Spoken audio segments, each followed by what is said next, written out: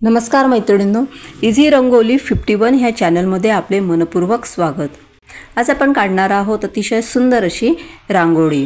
त्यासाठी सुरुवातीला आपण ठिपके काढून घेऊया। इथे 6 ते 6 ठिपक्यांच्या 2 लाईनी मी काढून घेतलेल्या आहेत। त्यानंतर त्याच्या मधोमध आपल्याला 2-2 ठिपके घ्यायचे आहेत। 2-2 ठिपक्यांच्या 2 लाईनी आपल्याला काढायच्या आहेत। आता इथे पण काढले, आपण वरती पण काढून घेणार आहोत। असे 2-2 ठिपके सर्व बाजूंनी झालेले आहेत। आता आपल्याला काय करायचे, इथे वरती एक ठिपका ठेवायचा आहे। आता त्यानंतर आपल्याला काय करायचे, मध्ये जे 2-2 ठिपके आहेत, म्हणजे असे 4 ठिपके आहेत, त्या ठिकाणी फुली मारायची आहे। आणि त्यानंतर आपल्याला याला स्वस्तिकचा आकार द्यायचा आहे। आता त्याच्या पुढच्या स्तंभावर आपण रेष काढून घेणार आहोत, म्हणजे असा स्वस्तिकचा आकार तयार झाला।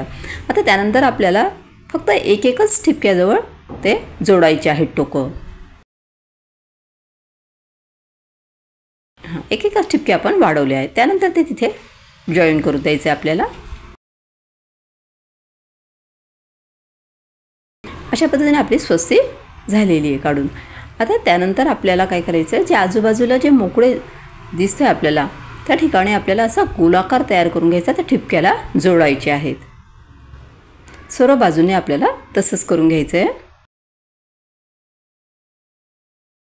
त्यानंतर आता आपल्याला याला असा फुलासारखा आकार तयार करायचा आहे।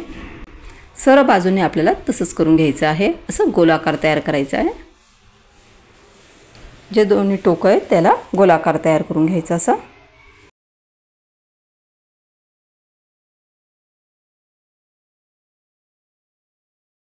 त्यानंतर वरती त्याला कळीसारखा आकार तयार करायचा आहे।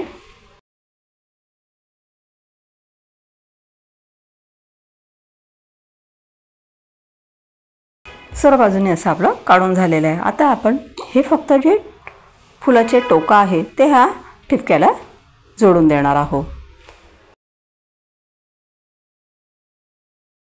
आता जी स्वस्तिक काढली त्याच्यामध्येही आपण असं फूल तयार करून घेऊया।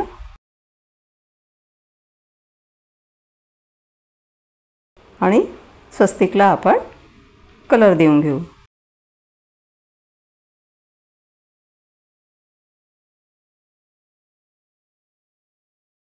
स्वस्तिकलाही कलर दिला आणि फुलालाही कलर देऊन झालेला आहे आपल्याला। आता आपण आजूबाजूला फक्त ठिपके ठेवून घ्यायचे आहे आणि त्याच्यावर पुन्हा दुसऱ्या कलरचे ठिपके ठेवून देऊ।